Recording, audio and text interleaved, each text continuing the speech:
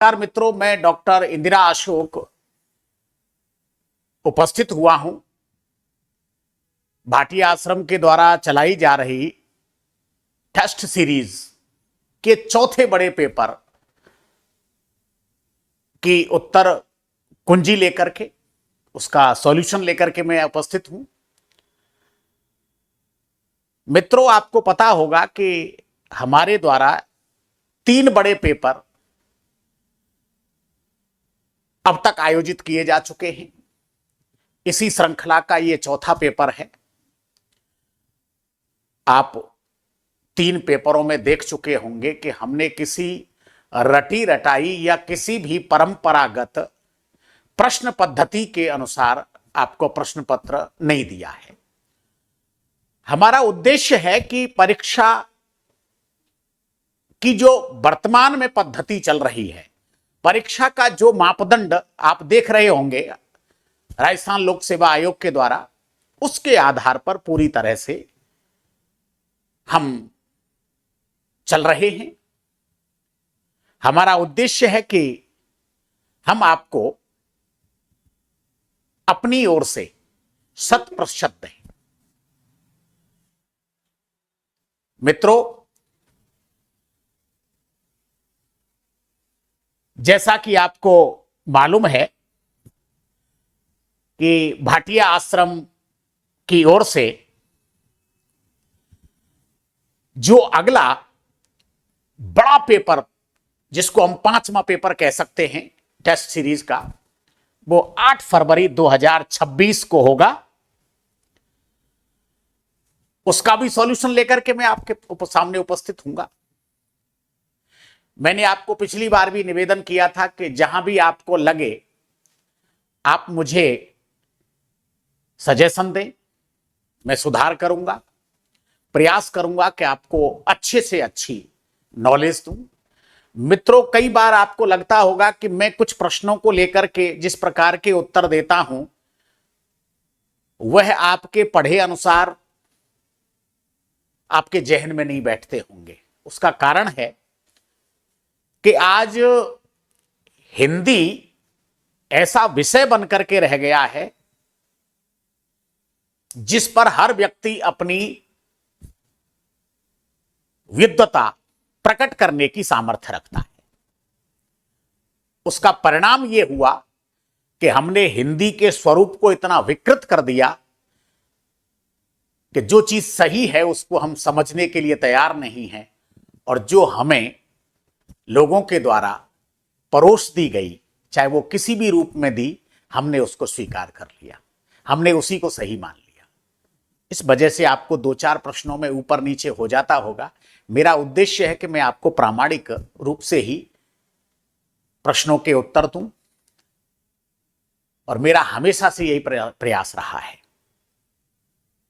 आइए बात करते हैं हमारे अब तक के भाटिया आश्रम के प्रखर योद्धा अर्जुनों से। आपको हम अवगत करवाते हैं। विगत 2007 में हमारे यहां से चयनित होने वाले 5 विद्यार्थी थे, जो बढ़कर के 2010 में 6 हो गए, 16 में 26 और 2021 में 34 हो गए थे। प्रयास यही है कि अब हम 100 पर अपना आंकड़ा पहुंचाएं, और 100 ही नहीं, हम चाहते हैं कि सैकड़ा में कितनी भी बड़ी संख्या हो जाए। खैर, हम उम्मीद करते हैं कि आप भी हमारी इस श्रृंखला में एक नाम होंगे। लीजिए, अब आपके सामने प्रस्तुत है राजस्थान पुलिस उप निरीक्षक परीक्षा का जो प्रथम पेपर है हिंदी का, उसका सॉल्यूशन का पहला प्रश्न क्या कह रहा है। देखिए, मैंने सुविधा के अनुसार, क्योंकि यह बड़ी विडंबना है कि हिंदी की जितनी भी बुक्स हैं उनमें पारिभाषिक शब्दावली वाले टॉपिक में देखा होगा आपने, उनका उच्चारण नहीं दे रखा है अंग्रेजी शब्दों का। उच्चारण न होने के कारण विद्यार्थियों को बेहद असुविधा होती है। मैंने उसी को दूर करने के लिए आपको यहां पर इनके उच्चारण लिखे हैं, जिससे आपको समझने में आसानी रहेगी। पहला प्रश्न है, सीजर का हिंदी अर्थ होगा, तो इसका उच्चारण क्या होगा? सीजर। और सीजर का जो हिंदी अर्थ होता है वो सीज करने से बना है। ये सीज का मतलब किसी चीज को सीज कर देना, बंद कर देना, उस पर रोक लगा देना। जैसे आपने देखा होगा कि कोई बिल्डिंग अवैध रूप से बनी हुई होती है तो उसको सरकार सीज कर देती है, उस पर ताला लगा देती है। उसी से बना है ये सीजर शब्द। सीजर का मतलब होता है जप्ती। तो राइट ऑप्शन थर्ड। दूसरा प्रश्न है पारिभाषिक शब्दावली से, पारिभाषिक शब्द व हिंदी अर्थ संबंधी असंगत युग्म है। स्टैक, प्रभुत्व, स्टाइपेंड, वेतन, टैरिफ, प्रशुल्क, टेंटेटिव, अनंतिम। अब आप देख रहे होंगे यहां पर प्रश्न पूछा जा रहा है, पारिभाषिक शब्द व हिंदी अर्थ संबंधी असंगत युग्म है। तो मैंने यहां पर बता दिया है कि स्टैक का मतलब होता है दांव। दांव चलते हैं ना, दांव चलाते हैं, वो दाव है। अब अर्थ है इसका दाव, लेकिन यहां पर अर्थ दे रखा है प्रभुत्व। बकाया तीन ऑप्शन बिल्कुल राइट हैं। स्टाइपेंड का मतलब होता है वेतन, ट्रैफिक का मतलब होता है प्रशुल्क, जैसा कि अमेरिका ने लगा रखा है। इन दोनों आपको मालूम होगा, ट्रैफिक को लेकर के बहुत सारी भ्रांतियां चल रही हैं। और टेंटेटिव का मतलब होता है अनंतिम, जो अंतिम नहीं है। तो राइट ऑप्शन यहां हो गया फर्स्ट। स्टैक का मतलब होता है दांव, ना कि प्रभुत्व। बात करते हैं तीसरे प्रश्न की। समझदार व्यक्ति जानता है कि उसे जब तक जीना तब तक सीना। अब आप समझ लीजिए, जब तक जीना तब तक सीना। मूल बात यहां आकर के अटक जाती है। जब तक जीना तब तक सीना ही पड़ेगा, इसलिए वह कभी कर्तव्य से विमुख नहीं होता। वाक्य में प्रयुक्त लोकोक्ति का अर्थ होगा। मित्रों, मैं आपको बता देता हूं, जहां जहां मुझे अशुद्धि लग रही है मैं वहां पर भी आपको बताता चलूंगा कि यहां पर ये अशुद्धि है। ये कर्तव्य पे कभी भी डबलता नहीं आता, ये टंकण संबंधी अशुद्धि है। आप कृपया इस पर ध्यान न दें।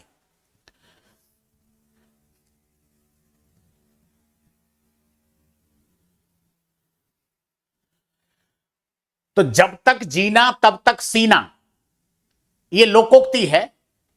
इसका अर्थ कहां आपको दिखाई दे रहा है? कुछ भी साथ नहीं चलता। जीवन में अकेले चलना पड़ता है? बिल्कुल नहीं। कुछ भी साथ नहीं चलता, यह भी गलत है।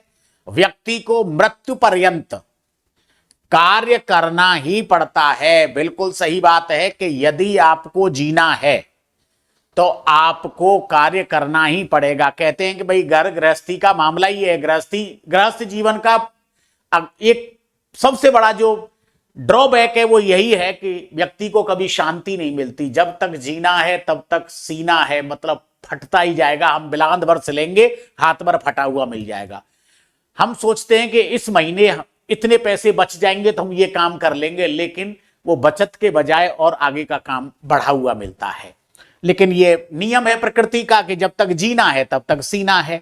तो व्यक्ति को मृत्यु पर्यंत, जब तक हम जीवित हैं तब तक, जब तक हमारी मृत्यु नहीं हो रही है तब तक हमें कार्य करना ही पड़ता है। हर व्यक्ति को एक ना एक दिन मृत्यु अवश्य आती है, यह तो बिल्कुल सत्य है, लेकिन हमारा यहां ऑप्शन राइट है थर्ड।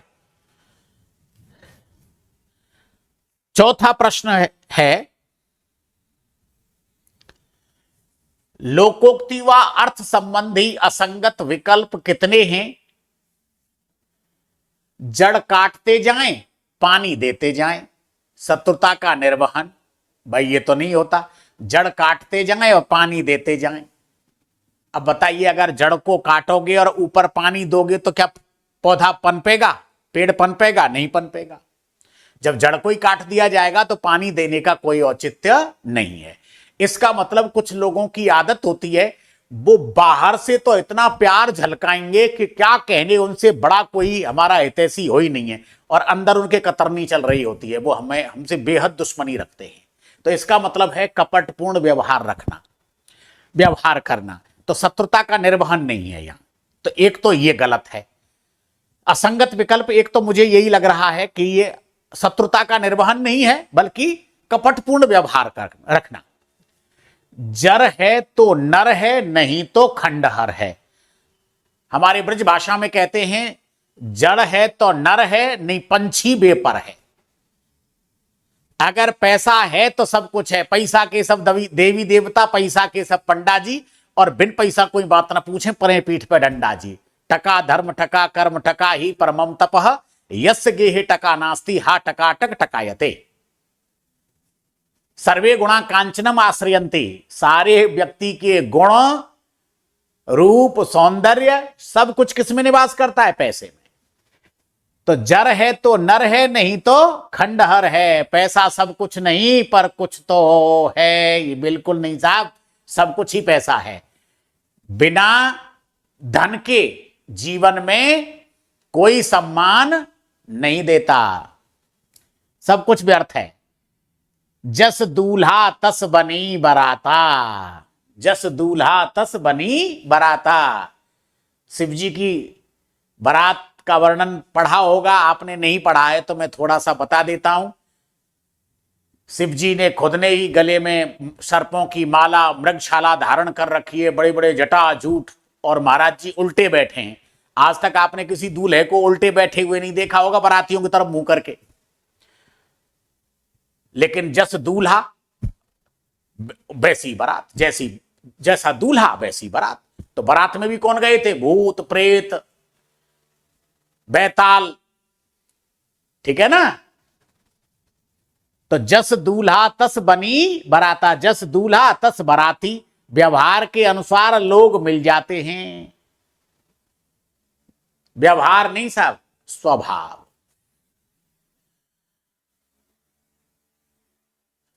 जैसा व्यक्ति का स्वभाव होगा, लोग वैसे ही व्यक्ति से अपनी मित्रता गांठ लेते हैं। समान विचारधारा वाले, समान भाव वाले, स्वभाव वाले लोगों में ही मित्रता होती है।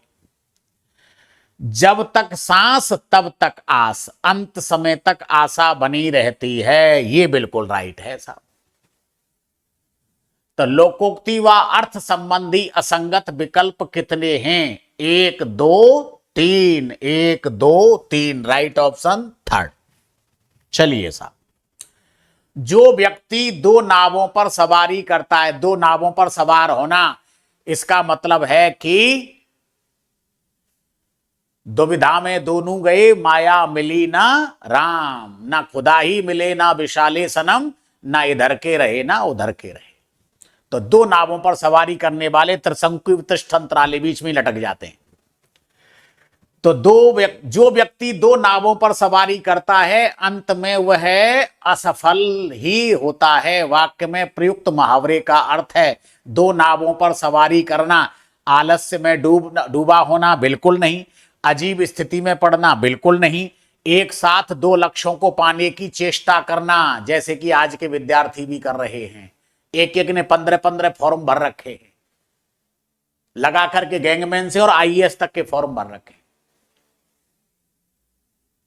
तो ये बिल्कुल गलत है। अपना पहले लक्ष्य चुने कि मुझे इस फील्ड में जाना है, बस उसी के अनुरूप तैयारी करें। तो एक साथ 2 लक्ष्यों को पाने की चेष्टा करना। दो नावों पर सवारी करना मुहावरा है साहब। नेक्स्ट, दोहरा दुख होना अर्थ वाला मुहावरा है। दोहरा दुख, अब दोहरा दुख कैसे होता है साहब कि एक तो व्यक्ति काना है और उसकी आंख दुखनी और आ गई या उसमें कंकड़ और चला गया, तो एक तो दुख उसको, इस व्यक्ति को इस बात का है कि उसकी एक आंख ही है, और उसमें भी क्या हो गई, वो दुखनी और आ गई उसमें, या कंकड़ चला गया, या मान लीजिए कोई कील चुभ गई, तो हो गया कि नहीं हो गया, दुगुना दुख हो गया। तो दूसरी देहरी न देख सकना बिल्कुल गलत है। दुधारी तलवार कलेजे पर फिरना, दुधारी तलवार से मुकाबला करना बिल्कुल नहीं। दाना पानी उठना बिल्कुल नहीं। तो दुधारी तलवार कलेजे पर फिरना बिल्कुल सही बात है कि नीचे से भी तलवार काटेगी और ऊपर से हाथ को भी काट देगी, तो तलवार तो छाती भी कटेगी और हाथ भी कटेगा। तो राइट ऑप्शन सेकंड। दूसरा, ऐसे वाक्य जिनमें प्रश्न व उत्तर एक साथ होते हैं उनके अंत में किस चिन्ह का प्रयोग किया जाता है? तो अब देखो, वैसे तो पूर्ण विराम का भी प्रयोग होता है और प्रश्नवाचक चिन्ह का भी प्रयोग होता है, ये तो उस वाक्य की प्रकृति पर ही निर्भर करेगा, लेकिन राइट ऑप्शन इसमें पूर्ण विराम का प्रयोग होता है। ठीक है, तो दोनों ही प्रकार का होता है। कई प्रश्न ऐसे भी हैं जिनमें प्रश्नवाचक चिन्ह का भी प्रयोग होता है और कुछ वाक्य ऐसे भी हैं जिनमें पूर्ण विराम का प्रयोग होता है। मैं आपको इसलिए कह रहा हूं ये, क्योंकि अगर हम यहां पर बहुत ज्यादा वो करेंगे ना तो थोड़ा सा लंबा हो जाएगा, ये इस वजह से।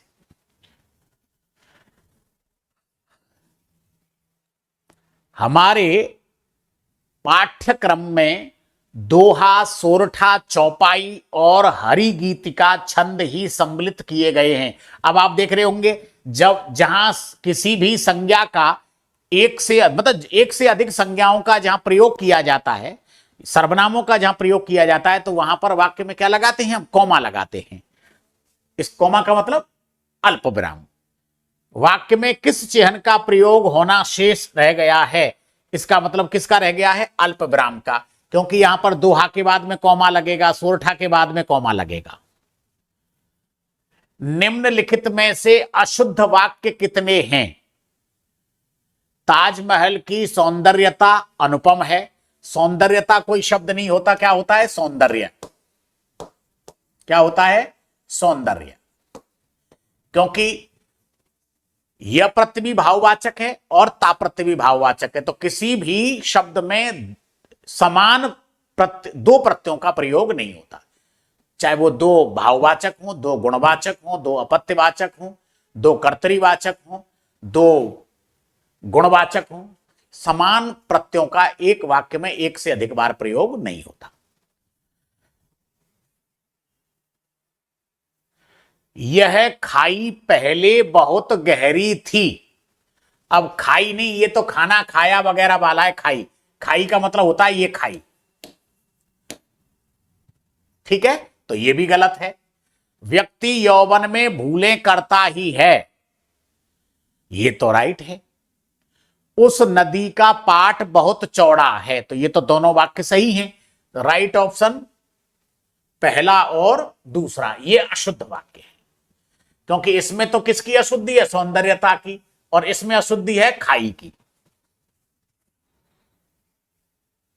अगला देखिए,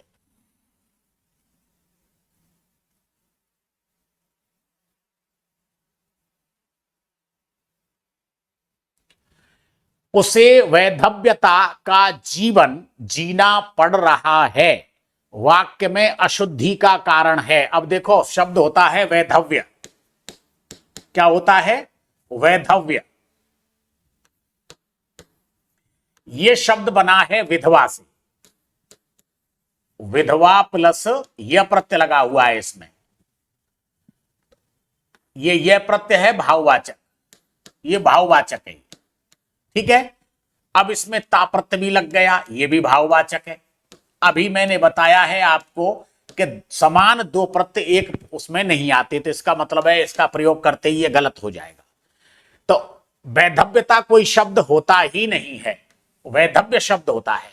तो इसमें क्या है साहब, अशुद्धि का कारण है क्रमभंग, बिल्कुल नहीं है। अनावश्यक पद, अनुपयुक्त पद, अशुद्ध वर्तनी। तो राइट ऑप्शन फोर्थ। वर्तनी कौन सी है? अशुद्ध। अशुद्ध वर्तनी का प्रयोग हुआ है। वैधव्य शब्द होता है, वैधव्यता शब्द नहीं होता। मित्रों, भाटिया आश्रम की ओर से एलडीसी का ऑफलाइन टेस्ट सीरीज का आयोजन किया जा रहा है। मैंने इस बारे में विद्यार्थियों को सूचित भी किया है पहले भी, और मैं अभी भी आपके माध्यम से सूचित कर रहा हूं कि एलडीसी का जो हम चला रहे हैं, उसकी जो टेस्ट सीरीज है उसमें 21 बड़े पेपर होंगे। इसमें 2 प्रश्न होते हैं, 2 प्रश्न पत्र होते हैं, फर्स्ट पेपर और सेकंड पेपर। तो दोनों ही पेपर्स के 21 टेस्ट पेपर होंगे, टेस्ट सीरीज के, जिसका पहला बड़ा पेपर 8 फरवरी 2026 रविवार को होगा। अब सूरतगढ़ और जयपुर, इन दोनों सेंटर्स पर तो होंगे ही होंगे ये टेस्ट सीरीज वाले पेपर। उसके साथ साथ हमारे ये सेंटर और हैं बीकानेर, नागौर, बाड़मेर, उदयपुर, हनुमानगढ़, श्रीगंगानगर, सरदार शहर, नौहर, जोधपुर और सीकर। इन सेंटर्स पर भी टेस्ट सीरीज से संबंधित जो बड़े 21 पेपर होने हैं ये भी होंगे। ये सारे के सारे सेंटर्स पर सारे पेपर होंगे। तो मेरा आपसे विनम्र आग्रह है कि आप ज्यादा से ज्यादा विद्यार्थियों को इस संदर्भ में अवगत करवाएं, क्योंकि यदि हम अपने साथ साथ दूसरों का भी कल्याण करें तो उससे किसी प्रकार की कोई हानि नहीं होती, बल्कि जन कल्याण होता है।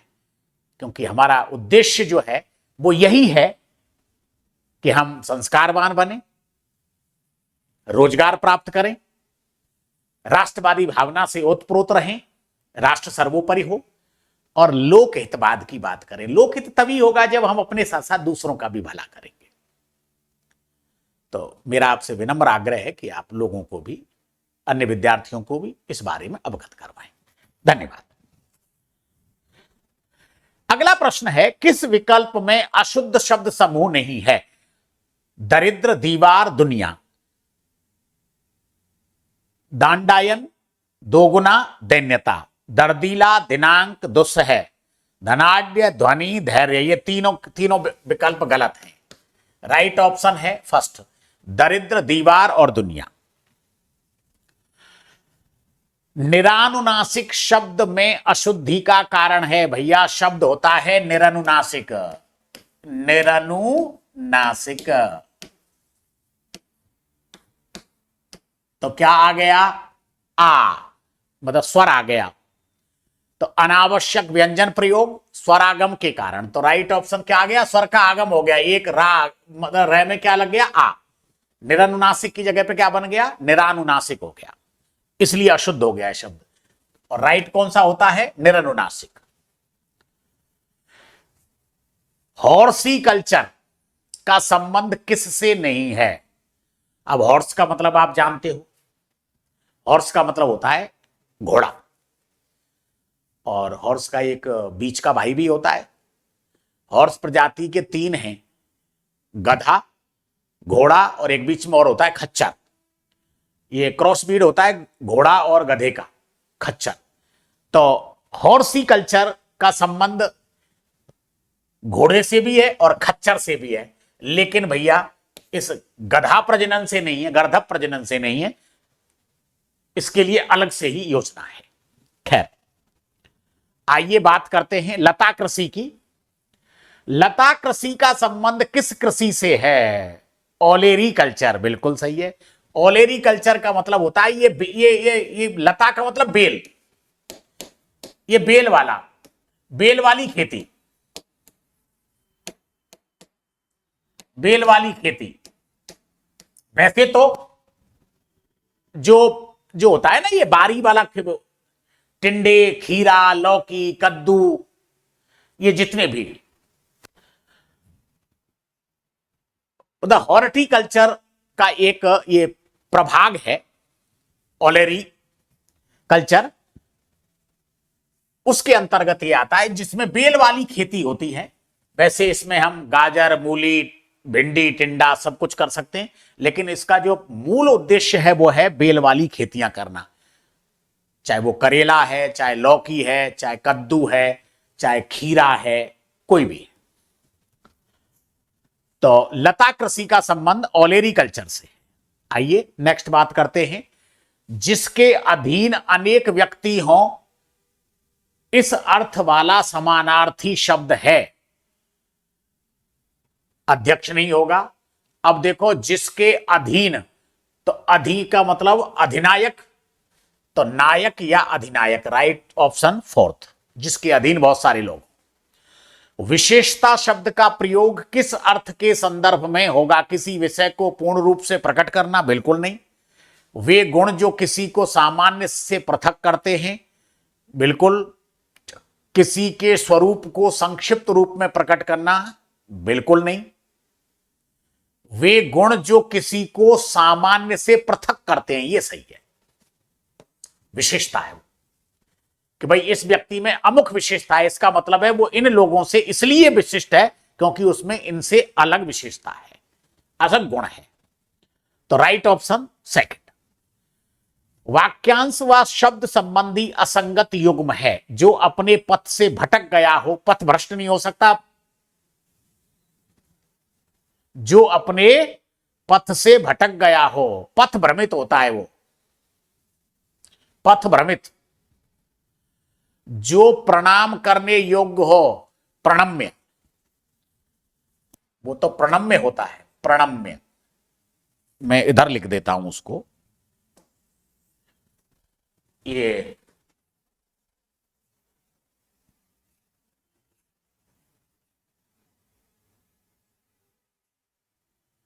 होगा पथ भ्रमित।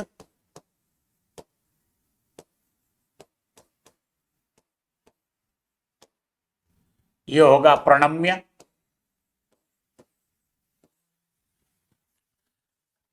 दूसरों का भला चाहने वाला परार्थी। पिता से प्राप्त हुई संपत्ति, पैतृक संपत्ति। असंगत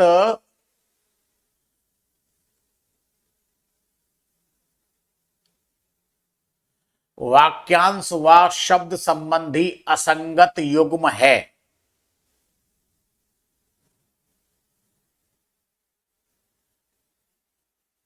अब भैया अगर इस तरह से, तो ये तो राइट है।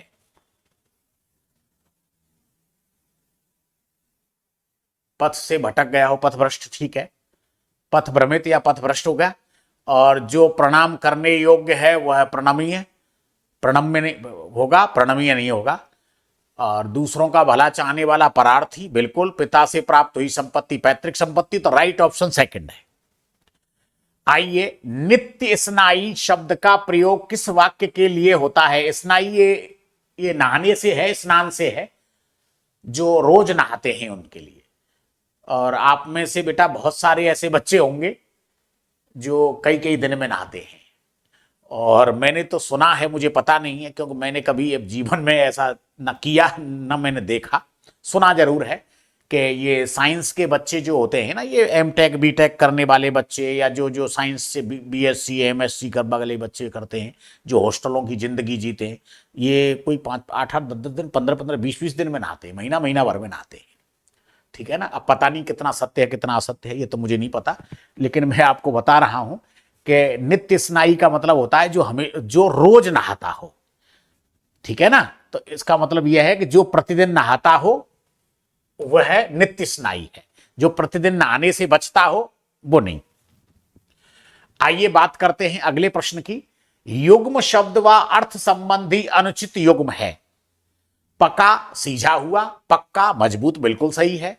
नद बड़ी नदी, नाद शब्द हो गया। निहत बिना हथियार के, निहत का मतलब बिना हथियार के नहीं होता, निहत्था होता है वो तो, निहत्था, निहत्था। और निहित समाया हुआ या रखा हुआ। परम माने बड़ा और परमा माने सुंदरता। तो ये गलत है, अनुचित शब्द, क्योंकि निहत का मतलब होता है मरा हुआ, विशेष रूप से हत। निहत का मतलब होता है मरा हुआ। निहत मीन्स मरा हुआ, मरा हुआ।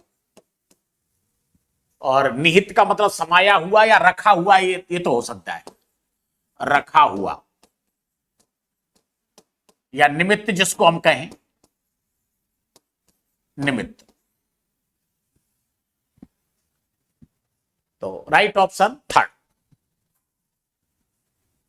युग्म शब्द व अर्थ संबंधी विकल्प सुमेलित कीजिए। मैंने इसके लिए आपको बता ही रखा है, ए बी सी और डी। आप देख लीजिए, 1 सेकंड लगेगा आपको। पट पट, पट माने वस्त्र और पट्ट माने तख्ता, पट्टा जिसको कहते हैं। तो ए में 2। प्रवाह और प्रवाह, प्रवाह का मतलब बहना और प्रवाह का मतलब, परवाह का मतलब चिंता।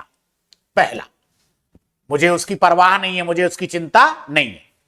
पर्यंक माने पलंग और पर्यंत का मतलब तक। Right option 4।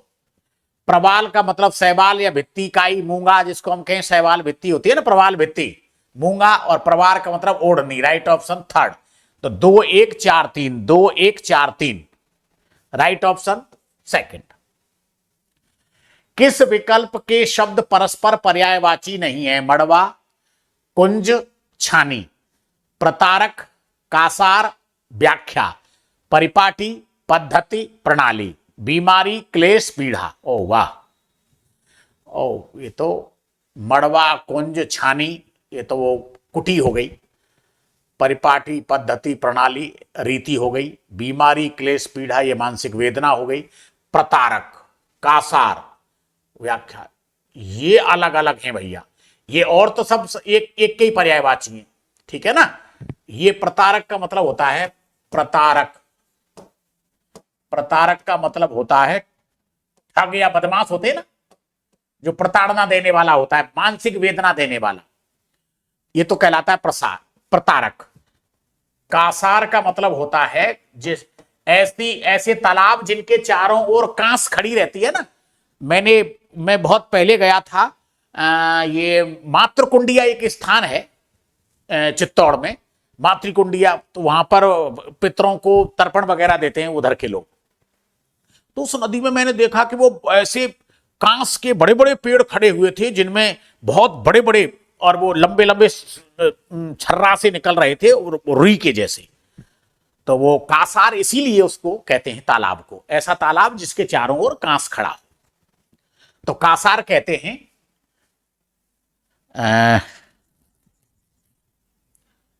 तालाब। और व्याख्या का मतलब टीका, व्याख्या मीन्स टीका।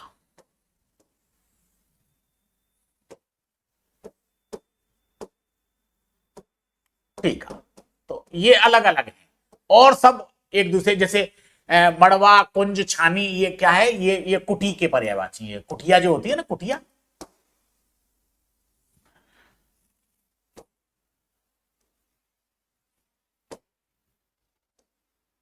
कुटिया, ये प्रणाली, पद्धति या रीति का है। और ये मानसिक वेदना, मानसिक वेदना,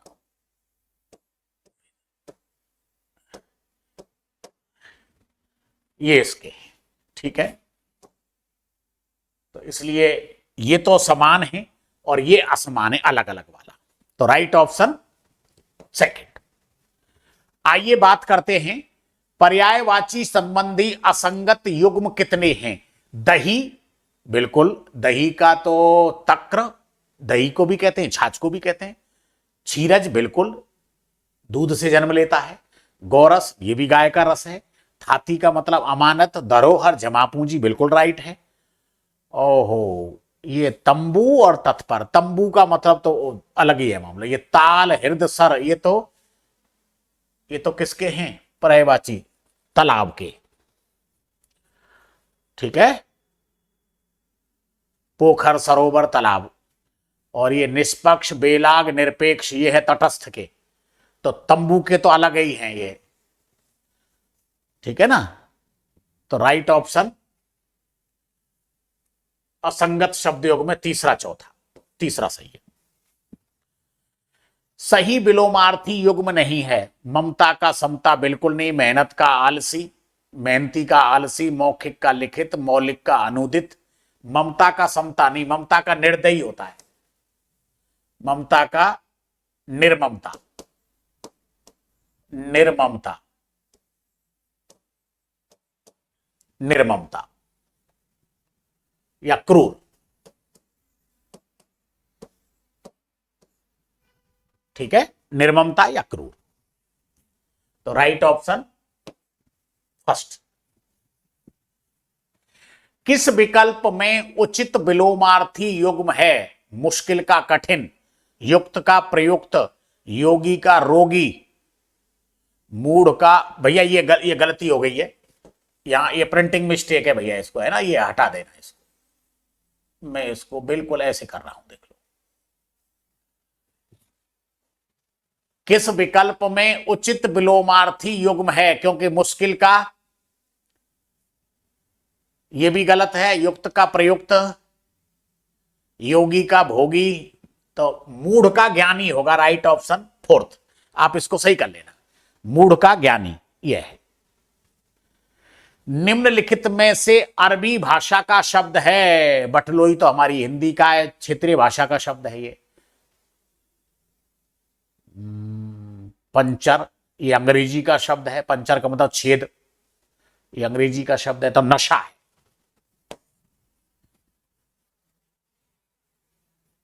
अरबी का है, जिसको हम पर्शियन भाषा बोलते हैं ना, उसका है नशआहा, इसको ऐसे बोलते हैं, वो नशआहा, ऐसे, ये है पर्शियन भाषा का शब्द है नशा,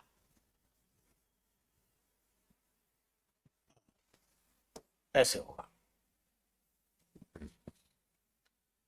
तो राइट ऑप्शन थर्ड। किस विकल्प में तद्भव शब्द समूह नहीं है? किस विकल्प में तद्भव शब्द समूह नहीं है? सुहाग, हिरन, हल्दी, सपना, सूत, सुथरा, सौत, हीरा, हांसी। ओहो, ये भी इसको भी ठीक कर लेना भैया, है ना, ये है सूक्त, स्वाद, हरित, ठीक है, यही है।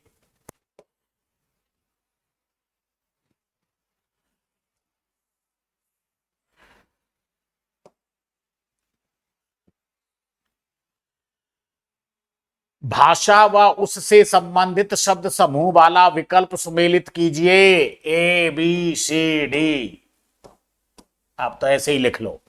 फ्रेंच भाषा के शब्द हैं,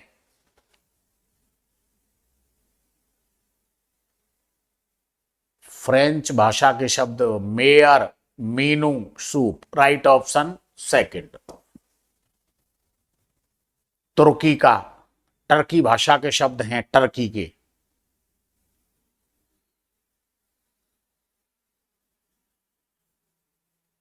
एकेडमी, टेलीफोन, बाइबल नहीं। यूनानी भाषा के शब्द हैं, टर्की के हैं फोर। उर्दू, बेगम, खंजर, चौथा, टर्की भाषा के, टर्किश है ये। यूनानी के हैं साहब,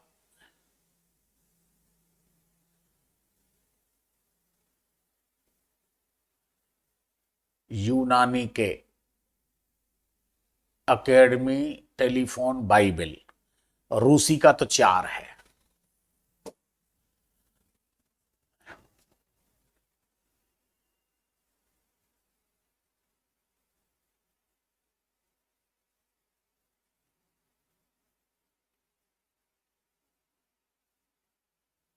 फ्रेंच,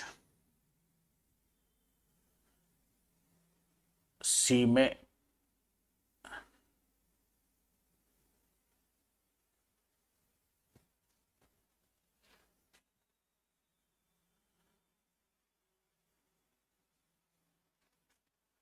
एक, सी में एक, और डी में 2 3, बिल्कुल यही है 3। इसका मतलब हो गया फ्रेंच भाषा के शब्द हैं 2 4 1 3। फ्रेंच भाषा के शब्द हैं 2, मेयर मीनू सूप, और बी में चौथा टर्की भाषा के बिल्कुल उर्दू बेगम खंजर, राइट ऑप्शन बिल्कुल। यूनानी के हैं एकेडमी, टेलीफोन, बाइबिल, और रूसी का है जार, सोवियत, स्पुतनिक। यही है राइट ऑप्शन फर्स्ट। चलिए, निपात रहित शब्द पहचाने, मैं केवल आपको जानता हूं, ये केवल आ गया। वह शाम तक लौट आएगा, तक आ गया। उससे उसे तंग मत करना, मत आ गया। वे पहले आना चाहते हैं, ये तो क्रिया विशेषण का है, कालवाचक क्रिया विशेषण का, तो राइट ऑप्शन फोर्थ। निपात के संदर्भ में असत्य कथन है, ये वाक्य के सहायक शब्द होते हैं, ठीक है। इन्हें वाक्य का अंग नहीं माना जाता, बिल्कुल सत्य है। इन्हें शुद्ध अव्यय माना गया है, बिल्कुल गलत है, ये नहीं, ये शुद्ध अव्यय नहीं है। इनका कोई लिंग वचन नहीं होता। इन्हें शुद्ध अव्यय माना गया है, मतलब शुद्ध अव्यय नहीं है, ये गौण अव्यय। तो राइट ऑप्शन थर्ड, मतलब शुद्ध अव्यय है ये, ठीक है। तो ये शुद्ध अव्यय नहीं होते, ये कह सकते हैं। निम्नलिखित में से किस विकल्प में रचना के आधार पर भिन्न क्रिया भेद है? रचना के आधार पर, बच्चा अचानक रोने लगा, रोने लगा संयुक्त क्रिया। वह चुपचाप बैठा था, ये तो समय। वे अपने अपने घर चले गए, ये भी संयुक्त क्रिया है। मैं उन्हें बुला लाया हूं, ये भी संयुक्त क्रिया है। तो यह है सामान्य क्रिया। इसका मतलब है कि क्रिया भेद के आधार पर भिन्न क्रिया भेद वाला यह है, और सब में तो है संयुक्त क्रिया, इसमें सामान्य क्रिया है, साधारण क्रिया है इसमें। संयुक्त क्रिया के किस उदाहरण में प्रेरक कर्ता का प्रयोग हुआ है? अब देखो, एक तो प्रेरक और एक प्रेरित, ये दो शब्द हैं, ये प्रेरक, प्रेरक, और दूसरा हो रहा है, होता है प्रेरित। अब देखो, एक कर्ता तो ऐसा होता है जो दूसरों को कोई कार्य करने की प्रेरणा देता है, और दूसरा दूसरा जो होता है वो प्रेरित होकर के कार्य करता है। तो प्रेरित है वो तब कार्य करता है जब किसी ने कहा है उसको, यह है। तो जो किसी से कार्य करवाते हैं वो तो होते हैं प्रेरक, और जो कार्य करने वाले होते हैं वो होते हैं प्रेरित। वे बच्चों से पहाड़े लिखवा रहे थे, दर्जी से कपड़े सिलवा लिए हैं, बहादुर से खाना बनवा लेना। इसका मतलब है कोई आदेश दे रहा है और वो कार्य कर रहा है।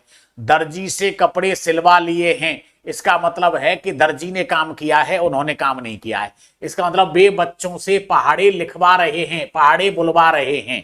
तो कहने का मतलब यह है कि बच्चे पहाड़े बोल रहे हैं, वो प्रेरित कर रहे हैं कि आप पहाड़े बोलो, ठीक है ना।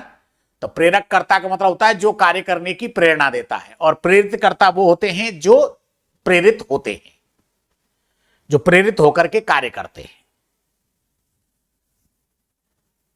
तो अब आप समझ लीजिए, मैं अगर इसके बारे में और डिटेल में बात करूं तो न्यू मान के चलो, जैसे माता पिता, मैं यहां लिख देता हूं इसको, ये ऐसे पहले लिखो, प्रेरक कर्ता, प्रेरक कर्ता, जैसे माता पिता, शिक्षक, शिक्षक, मालिक, अधिकारी, अधिकारी, ये कौन होते हैं? ये प्रेरककर्ता होते हैं। और प्रेरितकर्ता, प्रेरितकर्ता ये होते हैं, जैसे अब माता पिता है तो बच्चा, बच्चा, शिक्षक है तो शिष्य या छात्र, छात्र, मालिक है तो नौकर, अधिकारी है तो कर्मचारी।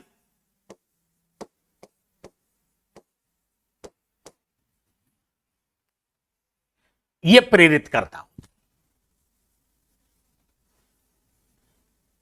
तो वे बच्चों से पहाड़ी लिखवा रहे हैं, इसका मतलब है कौन है?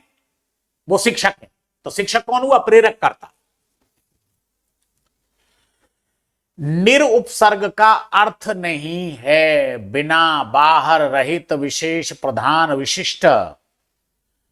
बिना, रहे, बाहर, रहित, विशेष ये तो हैं, प्रधान और विशिष्ट नहीं है।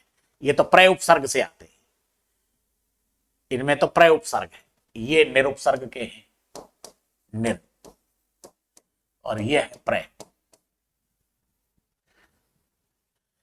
उपसर्ग निर्मित वह शब्द समूह जिसके निर्माण में एकाधिक उपसर्गों का प्रयोग हुआ है। उपसर्ग निर्मित वह शब्द समूह जिसके निर्माण में एकाधिक उपसर्गों का प्रयोग हुआ है। निर्निमेष, निर प्लस नी प्लस मेष, निस प्लस स्व प्लस अर्थ, निर प्लस अभि प्लस मान, सब में दो दो उपसर्गों का प्रयोग हुआ है। वह शब्द समूह जिसके निर्माण में एकाधिक उपसर्गों का प्रयोग हुआ है, यही है भैया। इसमें तो निर प्लस यात, प्र प्लस बल, प्र प्लस साधन, प्र प्लस पता प्लस मह, निस प्लस तारण, निस प्लस शेष, प्र प्लस फुल, प्र प्लस स्थान, नी प्लस बेस। Right option first. इसमें दो दो उपसर्गों का प्रयोग, वो तो प्रत्ययों का। उपसर्ग, उपसर्ग, प्रतिनि उपसर्ग। संप्रदान तत्पुरुष का उदाहरण किस विकल्प में नहीं है? संप्रदान के लिए, व्यायाम के लिए शाला, यज्ञ के लिए वेदी, यज्ञ के लिए वेदी, रुग्णालय, रोगी के लिए आलय। तो महिमा से मंडित, ये नहीं, इसमें नहीं। निम्नलिखित में से भिन्न समस्त पद है। समस्त पद का मतलब सामासिक पद। समस्त पद का मतलब होता है सामासिक पद, सामासिक, सामासिक पद। और व्याकरण में पद का मतलब होता है शब्द। पद मीन्स शब्द।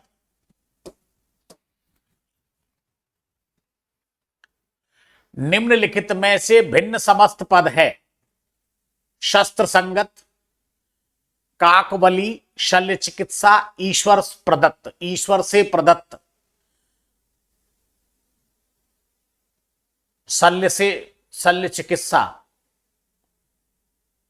शल्य के द्वारा चिकित्सा, ईश्वर के द्वारा प्रदत्त, शास्त्र के द्वारा संगत, काक के लिए बलि। भाई साहब ये नहीं, ये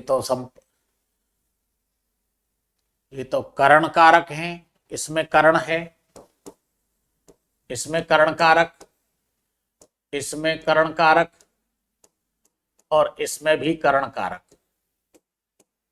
और इसमें संप्रदान है। इसमें क्या है? संप्रदान। तो संप्रदान,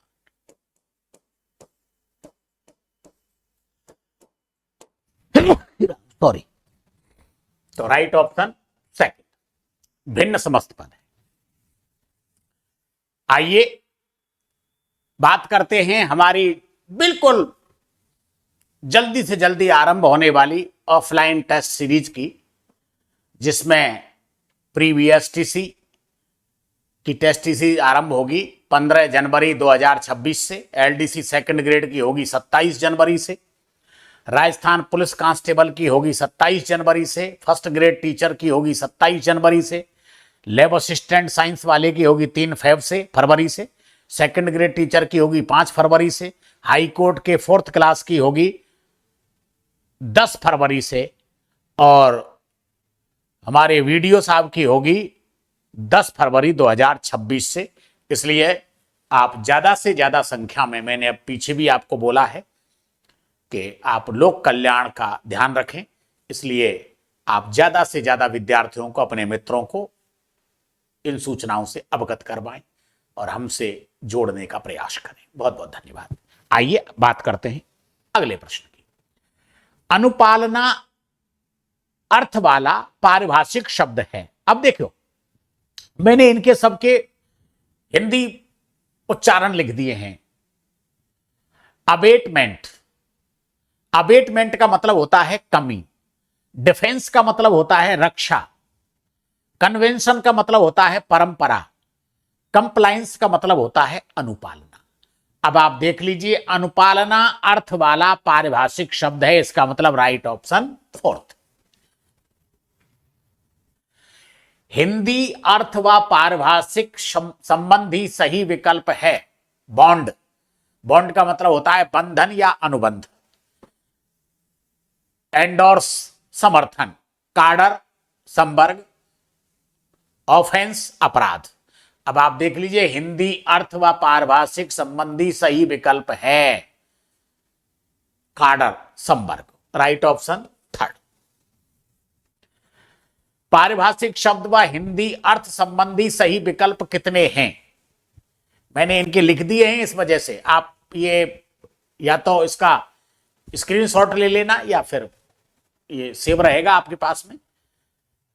यह है ईल्ड, इसका उच्चारण क्या होगा? ईल्ड। ईल्ड का मतलब होता है उपज या फसल, पैदावार।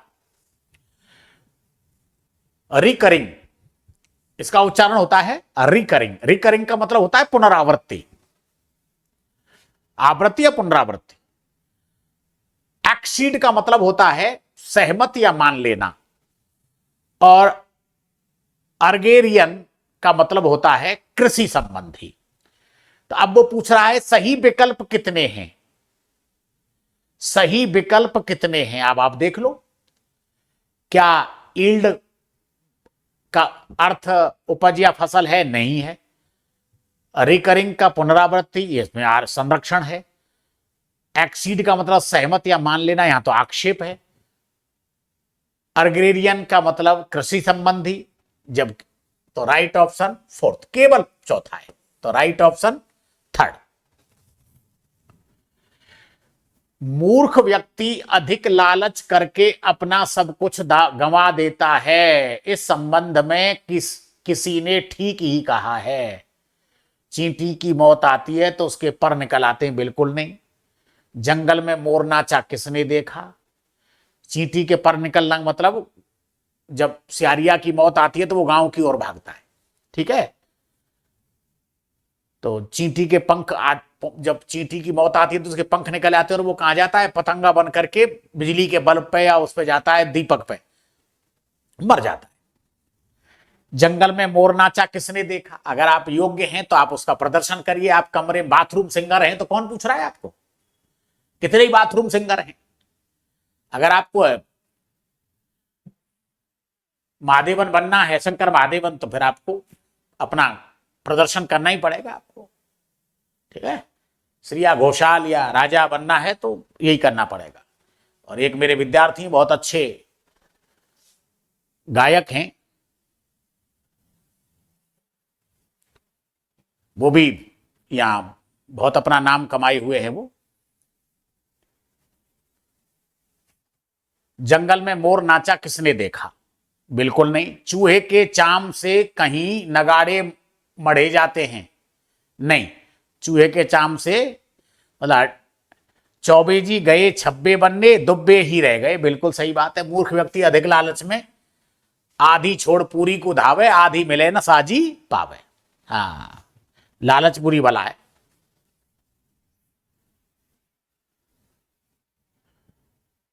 समाज में यह बात प्रसिद्ध है कि इसलिए मृदभाषी व्यक्ति अपनी बोली से ही सम्मान पाता है। रिक्त स्थान पर किस बोली का प्रयोग किया है? कागा काको धन हरे, कोयल काकू दे, मीठे वचन बोल के जग अपनो कर ले। बस यही है, जवान ही हाथी चढ़ाए, जवान ही सिर कटवाए। सत्य बात है। चोर लाठी दो, जने हम बाप पूत अकेले। जने जने की लकड़ी, एक जने का बोझ। जहां चार बर्तन होंगे वहां खटकेंगे भी बिल्कुल नहीं। जवानी हाथी चढ़वाती है और जवानी सिर कटवाए। रेमन जिब्या बाबरी, कह गई सरग पताल, आप कह भीतर घुसी जूती खात कपाल। खोपड़ी पर बड़ी चौपड़ बन जाती है 2 मिनट में।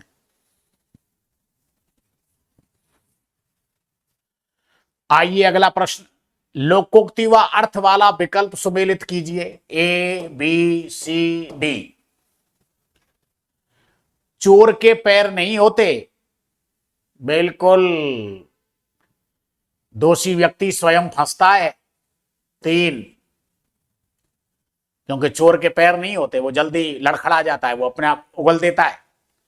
कोई न कोई ऐसी कम वो छोड़ देता है कमी, जिससे पता लग जाता है।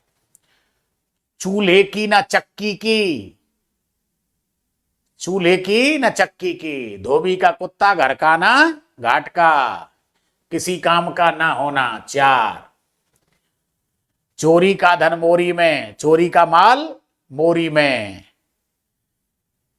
हराम की कमाई बेकार ही जाती है, बिल्कुल सही बात है। मेहनत की कमाई काम आती है। जहां फूल वहां कांटा, अच्छाई के साथ बुराई भी होती है। 2,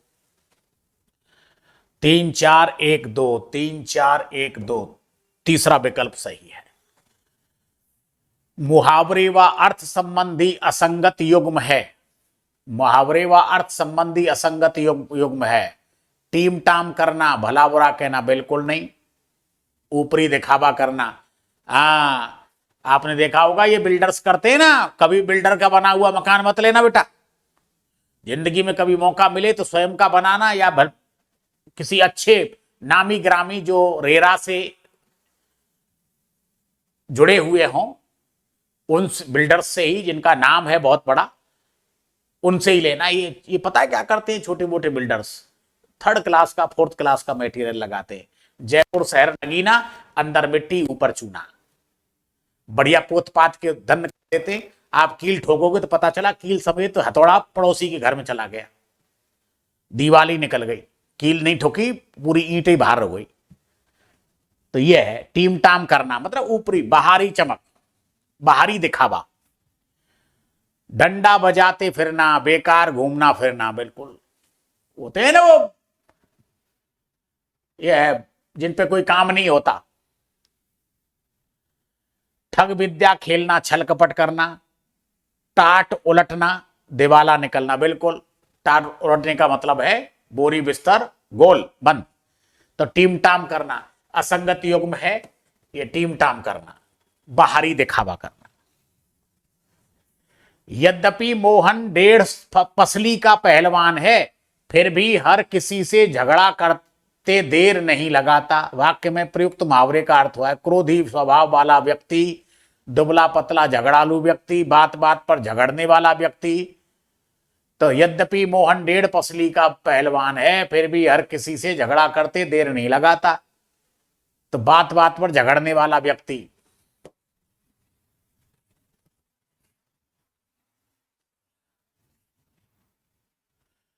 जब से मोहन को 2.5 दिन की बादशाहत मिली है, तब से वह किसी को कुछ नहीं समझता। मुहावरे का अर्थ है भाग्य के सहारे अच्छे दिन आना, जीवन भर मौज बहार होना, थोड़े दिन के लिए प्रशंसा मिलना, थोड़े दिन की मौज बहार। यही है भैया, थोड़े दिन की मौज बहार। 4 दिन की चांदनी, फिर अंधेरी रात। किस चिन्ह को उपविराम भी कहा जाता है? भैया ये यार आप ठीक कर लेना, ये नहीं है, ये गलत है। ये आप इसको करना।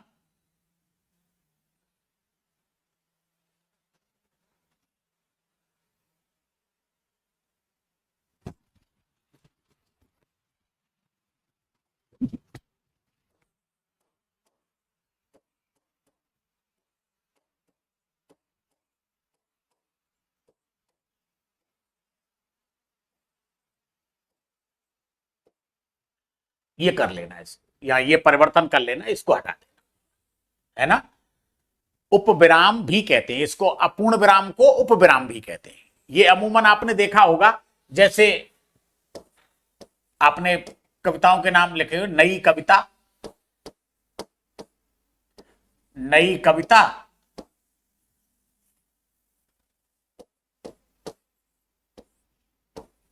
एक आयाम,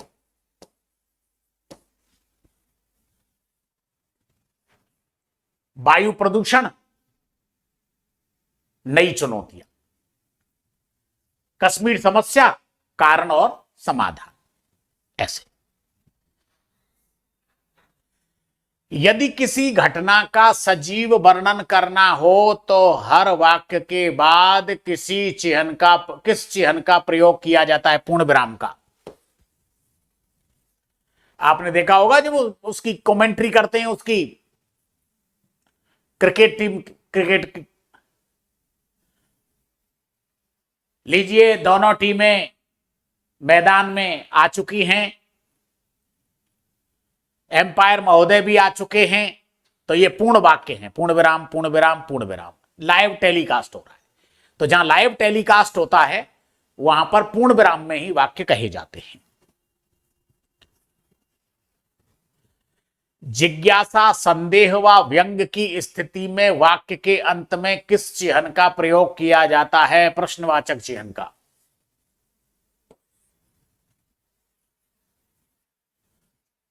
मैं ज्यों ही स्टेशन पहुंचा वैसे ही बस चली गई, त्यों ही, यहां आएगा त्यों ही। ज्यों के साथ क्या आता है? त्यों।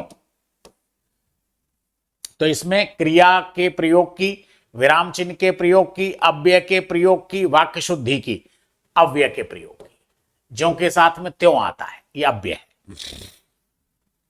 आपको यह दवा गुनगुने गर्म पानी के साथ लेनी है। जब गुनगुना पानी है तो गर्म लगाने की कहां जरूरत है भाई? या तो गुनगुने को हटाओ या गर्म पानी को हटाओ। अनावश्यक शब्द प्रयोग, अनुपयुक्त शब्द प्रयोग, क्रमबद्धता, ये अनावश्यक, जहां एक शब्द की आवश्यकता है और उसके समकक्ष कोई दूसरा शब्द रख दिया हो, वहां अनावश्यक संज्ञा संबंधी अशुद्धि होती है। तो ये अनावश्यक संज्ञा संबंधी अशुद्धि का वाक्य है। निम्नलिखित में से अशुद्ध वाक्य है, तुमने बहुत बड़ी भूल कर दी है। वह प्राय हमारे घर आता था। मैं तुम्हारे लिए पुस्तकें लाया हूं। मुझे कोई पैतृक संपत्ति नहीं मिली। इसमें ये गड़बड़ी है, ये इसकी जगह पे ये आएगा पैतृक।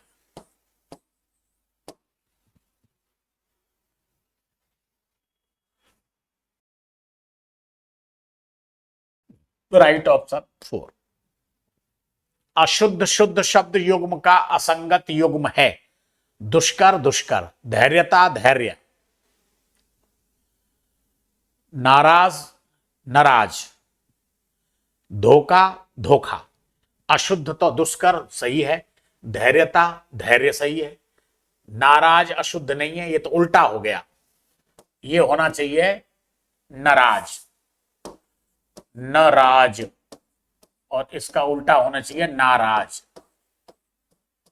जिसमें कोई राज ही नहीं रहे। रहमन असुआ नयन ढर जही दुख प्रकट करे, जाय निकारो गेह से कसन भेद कह दे। नाराज का मतलब होता ही यही है, जब व्यक्ति सारे राज उगल दे दूसरों के सामने तो वो नाराज है कि साहब ये साले नालायक है, बदमाश है, मेरा भाई, मेरे घर वाले, मेरा ये। तो इसका मतलब समझ लो वो अपने घर वालों से नाराज है। यहां तक कि कुछ लोग बाग तो अपने सब कुछ, कोई राज रखते ही नहीं है नाराजगी में। इसीलिए कहते हैं घर का भेदी लंका ढाए। तो ये विभीषण नाराज था कि नहीं था?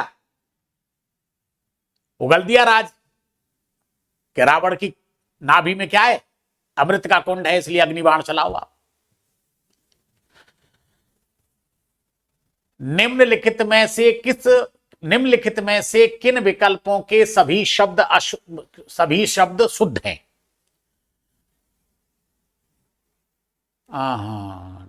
नीति, निरुत्तर, निर्णय, ये तो गलत है, ये तो सब गलत है, ये राइट है।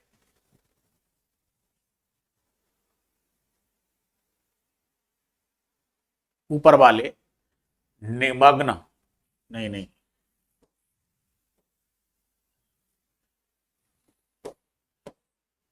तो इसका मतलब 3 और 4, right option second.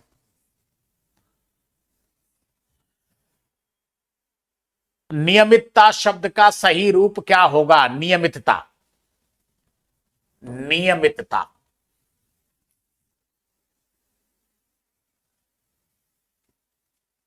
BT culture, कृषि का संबंध किसके उत्पादन से है? बीटी, ओहो, वीटी, अंगूर से, अंगूर उत्पादन से। उत्पादन व उससे संबंधित क्रांति वाला विकल्प सुमेलित कीजिए। अब देखो इसको कैसे याद रखना, आप रंगों से याद रखना, ए बी सी डी। दूध का रंग कैसा होता है? सफेद। कौन सी क्रांति हो गई? श्वेत क्रांति। उर्वरक किस कलर के होते हैं? मटमैले कलर के, भूरे रंग के, तो भूरी क्रांति पहला। ठीक है। मछली कैसे जल में रहती है ना मछली, और जल का रंग कैसा होता है? नीला, तो नील क्रांति। और मांस का रंग कैसा होता है? लाल, इसका मतलब लाल क्रांति। तो 4 1 2 3, 4 1 2 3, पहला। प्रमातामह शब्द का संबंध किससे है? मातामह की माता से, क्योंकि ऐसे होता है, मैं आपको संबंध बता देता हूं।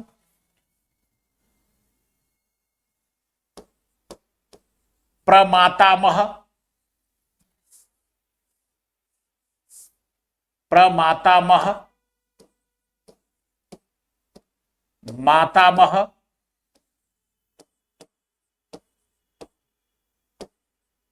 माता और स्वयं, स्वयं।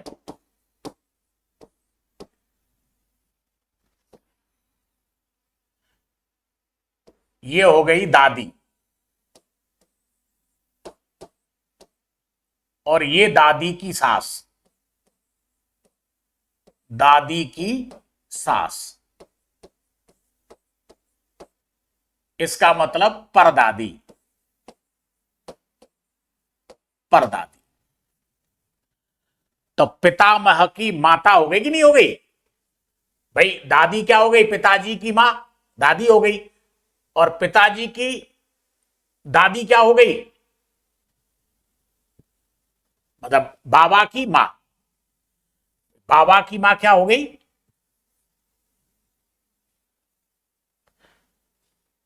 प्रपितामह, मातामह।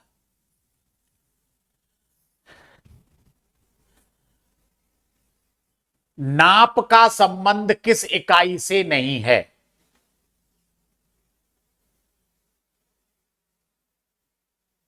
नाप का संबंध किस इकाई से नहीं है? शेर से। इसका तो वजन से है। अब देखो, नाप का मतलब ये दो शब्द हैं, ये नाप और माप।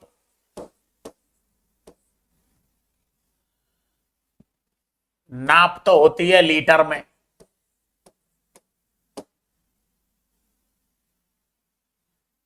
हम्म,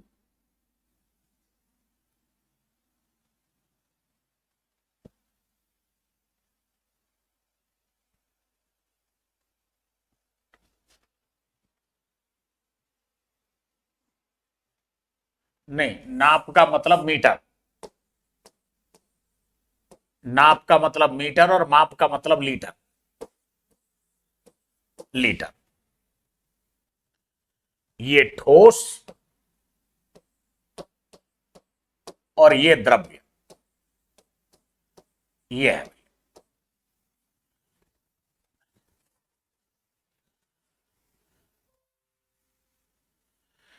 समानार्थी शब्द, समानार्थी व अर्थ संबंधी अनुचित विकल्प है। समानार्थी व अर्थ संबंधी अनुचित विकल्प है। पीड़ा, चुभन की अनुभूति, दर्द, मन में छिपा भाव, चिंता, अभाव के कारण उत्पन्न आकुलता, परवाह, किसी की आवश्यकता का अनुभव होना। अनुचित विकल्प है, किसी की परवाह आवश्यकता का अनुभव होना, बिल्कुल राइट है। चिंता अभाव के कारण उत्पन्न आकुलता। दर्द मन में छिपा हुआ भाव, पीड़ा चुभन की अनुभूति।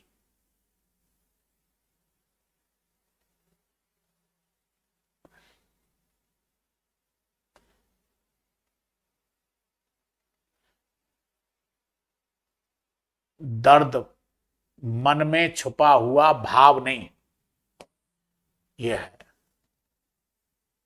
छुपा हुआ भाव नहीं, मन में छुपी हुई पीड़ा दर्द कहलाता है। तो दूसरा है इसमें, किसी अंश का उसी भाषा या अन्य भाषा में शब्दार्थ बताना कहलाता है व्याख्या या टीका। शब्दार्थ बताना टीका का टीका, और उसकी व्याख्या करना भाष्य कहलाता है। जिसका पालन दूसरे ने किया हो, वाक्यांश के लिए शब्द होगा प्रभृत। देखो कारण क्या है, प्राणदा का मतलब प्राण देने वाला, मतलब जीवन दान देने वाला। परभृत, पर का मतलब दूसरे के द्वारा, भृत का मतलब पालन पोषण करवाना। ये प्रभृत कोयल का भी पर्यायवाची है, कोयल का। ये कोयल क्या करती है, ये कोये के घोंसले में अपने अंडों को रख आती है। कोये के अंडों को तो धक्का मार के नीचे गिरा देती है और अपने अंडों को उसमें रख आती है, अंडे दे आती है। बेचारा कौआ उनका पालन पोषण करता रहता है, और जब उनके पंख निकल आते हैं फुर्र करके उड़ जाते हैं। तो दूसरे के द्वारा पालित पोषित होना परभृत कहलाता है, ठीक है ना। तो जिसका पालन दूसरे ने किया हो, वाक्यांश के लिए शब्द होगा परभृत। ये परारित नहीं होता, पराजित शब्द होना चाहिए। ये शब्द, ये तो कोई शब्द ही नहीं होता। चलिए आइए बात करते हैं ग्रेड फर्स्ट की। ये टेस्ट सीरीज ऑफलाइन चालू हो रही हैं। पहला बड़ा पेपर 8 फरवरी 2026 को होगा। कुल 36 पेपर्स होंगे, 18 पहले प्रश्न पत्र के और 18 दूसरे प्रश्न पत्र के। इसी प्रकार से द्वितीय श्रेणी अध्यापक के भी ऑफलाइन टेस्ट सीरीज चलेगी, और ये आरंभ होगी भैया 5 फरवरी 2026 गुरुवार से। तो बंधुवर, एक बार फिर कह रहा हूं कि आप अपने ज्यादा से ज्यादा मित्रों को इस बारे में अवगत करवाएं। चलिए बात करते हैं अगले प्रश्न की। शब्द व वाक्यांश संबंधी अनुचित युग्म है। पथभ्रष्ट अपने पथ से विमुख हो गया है। नहीं,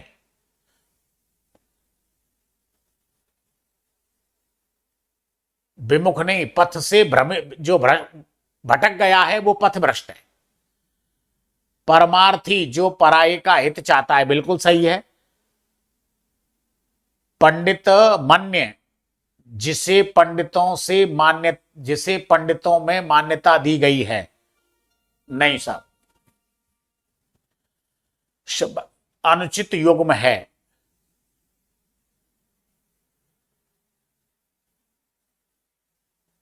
अपने पथ से विमुख हो गया है, अनुचित युग्म है।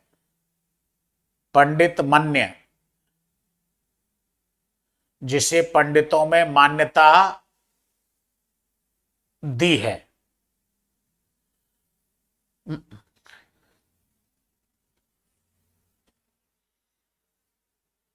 एक व 3 है, ये है।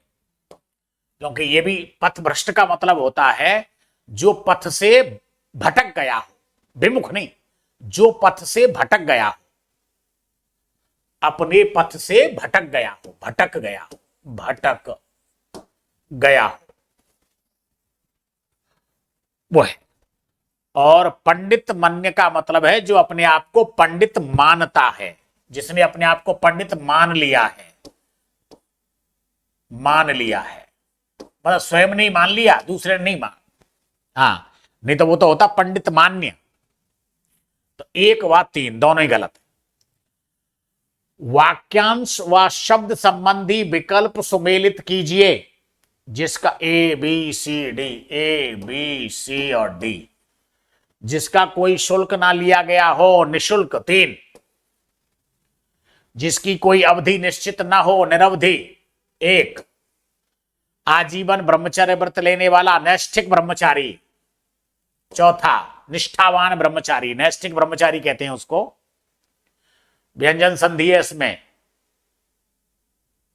नई प्लस स्थिक, जिसमें कोई विकार ना हो, निर्विकार 2, 3 1 4 2, 3 1 4 2, 3 1 4 2, दूसरा विकल्प राइट है। द्रोणी, द्रोण का पुत्र, तो द्रोणी क्या है? द्रोणी का मतलब है नाव या डोंगी, तीसरा है। द्रोणी नाव को भी कहते हैं और डोंगी को भी कहते हैं।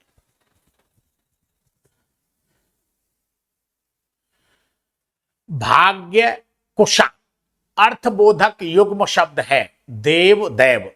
देव का मतलब भाग होता है और दर्भा का मतलब कुशा, दर्भा।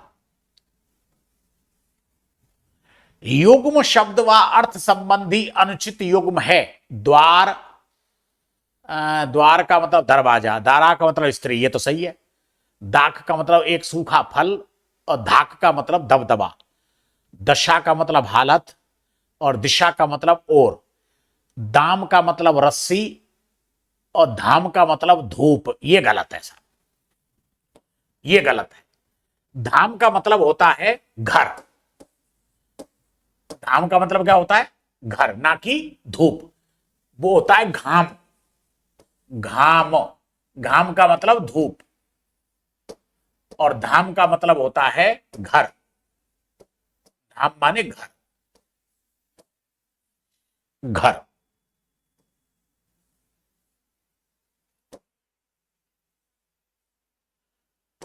तो राइट ऑप्शन 3। निम्नलिखित में से किस शब्द का विलोमार्थी अ उपसर्ग से नहीं बनेगा? अपाठ्य, अप्रवृत्त, अज्ञापित, पतित नहीं बनेगा। पतित का बनता है पावन, पावन, पुण्यात्मा।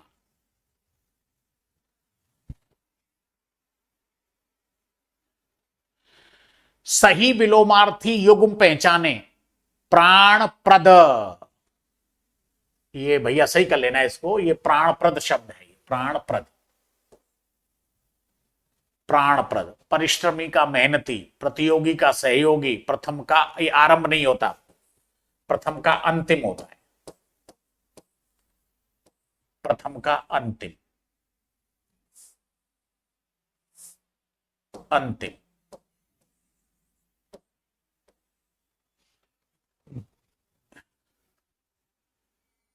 प्राणप्रद, प्राण प्रदान करने वाला। सही विलोम शब्द, सही विलोम, विलोमार्थी युग्म पहचाने। प्रतियोगी का सहयोगी,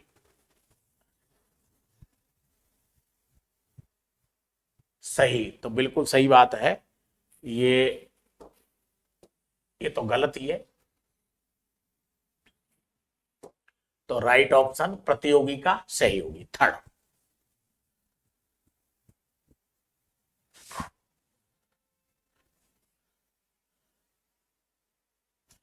निम्नलिखित में से अनुचित विलोमार्थी युग्म कितने हैं? बहुधा का यदा कदा बिल्कुल सही है। बसंत का बहार, बीज का मूल, बलवान का निर्बल, नहीं भैया, बीज का निर्बीज, निर्बीज। बसंत का सूखा, पतझड़। बहुधा का यदा कदा, तो इसका मतलब अनुचित विलोम युग है, एक तो बसंत वाला और एक बीज वाला। तो बसंत और बीज 2 3, बहुधा का यदा कदा।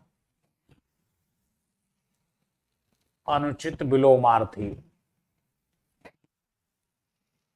बसंत का बहार, बीज का मूल, नहीं यही है।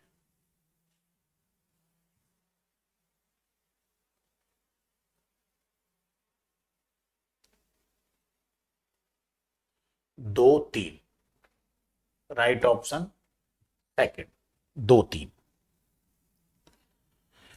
किस विकल्प के शब्द परस्पर पर्यायवाची नहीं है? विराम, अवकाश, विश्राम। कांतार, अटवी, प्रांतर, बिल्कुल ये तो हैं। भुवन, जग, संसार, ये भी हैं। खद्योत, क्रांतदर्शी और वैजंती, ये नहीं है साहब। देखो ये तो विराम, अवकाश, विश्राम, ये तो आराम का या अवकाश का है। ये कांतार, अटवी, प्रांतर, ये जंगल का है। भुवन, जग, संसार, ये संसार का है। ये खद्योत होता है जुगनू, ये तो जुगनू का है। क्रांतदर्शी होता है त्रिकाल दृष्टा, ये जो वो होते हैं ना, ये त्रिकालज्ञ, त्रिकालज्ञ, त्रिकालज्ञ, जिनको भूत, भविष्य और वर्तमान का ज्ञान होता है, वो त्रिकालज्ञ होते हैं, उनको कहते हैं क्रांतदर्शी। और वैजंती, ये वैजंती क्या है साहब?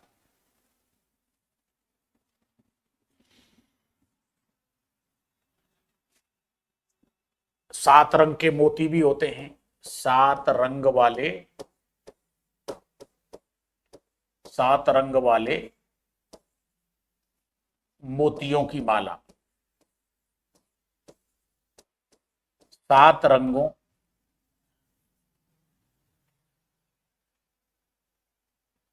की माला। गले में बैजंती माला आता है ना कहानी, उसमें क्या नाम है, उसमें आरती में, भगवान श्री कृष्ण की आरती में। और बैजंती ध्वजा को भी कहते हैं, ध्वजा या पताका, ध्वजा, पताका, झंडा, इसको भी बैजंती बोलते हैं। चलिए साहब, तो राइट ऑप्शन फोर्थ। निम्नलिखित में से जमुना का पर्यायवाची नहीं है? तोय, जीवन, अमृत, रविजा, कृष्णा, यमुना, कालिंदी, रवितनया, अर्कजा, सूर्य सुता, कालगंगा, तनुजा। तोय, जीवन, अमृत, ये तो पानी के पर्यायवाची है भैया, ये तो पानी के पर्यायवाची। तो राइट ऑप्शन फर्स्ट, ये नहीं है। त्वरा, द्विजत्व, अवदग्य, ईक्षणिक, उपवीत, इस शब्द समूह के संदर्भ में पर्यायवाची संबंधी सत्य कथन है। यह शब्द समूह एक ही शब्द के पर्यायवाची वाला है, नहीं है। इस शब्द समूह में दो शब्दों के ही पर्यायवाची नहीं है। इस शब्द समूह में दो शब्दों के दो दो पर्यायवाची शब्द हैं, ये सही है। अब देखो आप, ये ध्वजत और उपवीत, ये जो मान के चलो, ये ध्वजत और उपवीत, ये जनेऊ के पर्यायवाची हैं, ठीक है। और अवदग्य और ईक्षणिक, ये एक के पर्यायवाची हैं। और त्वरा का मतलब शीघ्रता। तो राइट ऑप्शन थर्ड। नमक, सूद, जमीन, ये शब्द किस भाषा के हैं? नमक, सूद, जमीन, पुर्तगाली भाषा के। राइट ऑप्शन थर्ड, नमक, सूद, जमीन, पुर्तगाली भाषा के शब्द। किस विकल्प में फ्रेंच भाषा का शब्द है मार्शल? फ्रेंच भाषा का शब्द मार्शल है। तमाशा, बेगम, चेचक, प्याला, नीलाम, सौदागर, खजाना, कनस्तर, इस शब्द समूह में से बना एक ही भाषा का शब्द समूह है प्याला, नीलाम और कनस्तर, क्योंकि ये सारे के सारे किसके हैं? पुर्तगाली भाषा के शब्द हैं। ये पुर्तगाली भाषा के शब्द हैं। तो राइट ऑप्शन फर्स्ट। ये बेगम, सौदागर, नीलम, तमाशा, प्याला नहीं, अलग अलग है। निपात का प्रयोग किसकी पूर्ति हेतु किया जाता है? अर्थ की पूर्ति हेतु, व्याकरण की पूर्ति हेतु, चरण की पूर्ति हेतु, क्योंकि कविता में चरण की पूर्ति हेतु भी इनका प्रयोग किया जाता है। संध्या घनमाला सी सुंदर ओढ़े रंग बिरंगी छींट। निम्नलिखित में से किस विकल्प में अवधारणा बोधक निपात का प्रयोग हुआ है? निपात 9 प्रकार के होते हैं। अवधारणा का मतलब होता है जिसमें केवल मात्र ये क्या बोलते हैं इसको, सिर्फ 2 रुपया दूंगा, ये सही है। नहीं मैं उसे नहीं जानता, नहीं मैं उसे नहीं जानता, ये नकार बोधक है। ये जी वे आ सकते हैं, ये स्वीकार बोधक है। वह छोटा सा घर बनाना चाहता है, यह तुलना बोधक है। ये तो यही है अवधारणा बोधक। ये 9 प्रकार के होते हैं निपात। वे रविवार तक, यहां आ जाएंगे वाक्य में निपात प्रभावित शब्द है। अब यहां निपात है तक, अब तक किसके लिए आया है? रविवार के लिए, कि वह कब तक आ जाएगा? रविवार तक। तो रविवार से संबंधित है। वे संभवतः कल तक लौट आए, वाक्य में काल है। वे संभवतः कल तक लौट आए,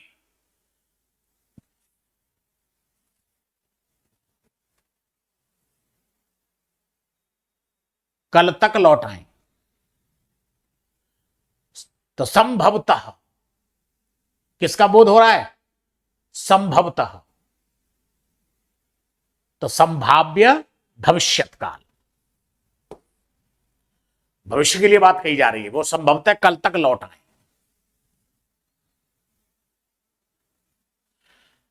काल भेद व उदाहरण संबंधी विकल्प सुमेलित कीजिए। A, B, C, D. सामान्य वर्तमान काल। सामान्य वर्तमान काल का मतलब होता है तातीते।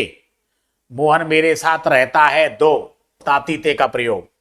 अपूर्ण वर्तमान काल, रहा है, रही है, रहे हैं, सो रहा है, 3रा। संभाव्य वर्तमान काल, संभाव्य वर्तमान काल, शायद, लगता है, हो सकता है, 4था। आज्ञार्थक वर्तमान काल, तुम यहां खड़े हो जाओ, 1। तो 2 3 4 1, 2 3 4 1, 2 3 4 1 पहला। किस विकल्प में पूर्ण भूतकाल का प्रयोग हुआ है? हम नहीं आते तो तुम दोनों झगड़ा कर लेते, यहां बैठोगे तो पछताओगे, वह अभी अभी घर गया है, ये तो आसन्न भूतकाल का है।